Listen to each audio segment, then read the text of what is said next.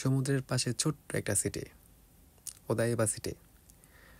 আজকে ওদাইবা সিটি থেকে আসাকুসা সিটি যাওয়ার ছোট্ট একটা এক্সপিরিয়েন্স সবার সাথে শেয়ার করলাম। আশা করি ভালো লাগবে।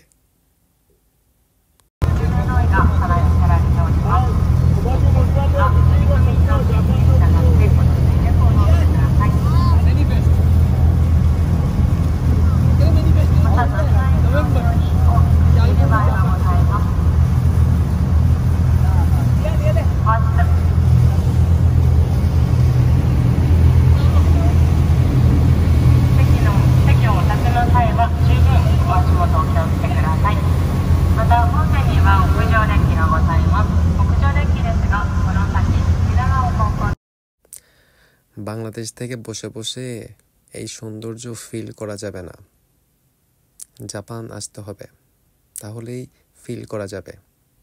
চলে আসুন জাপানে।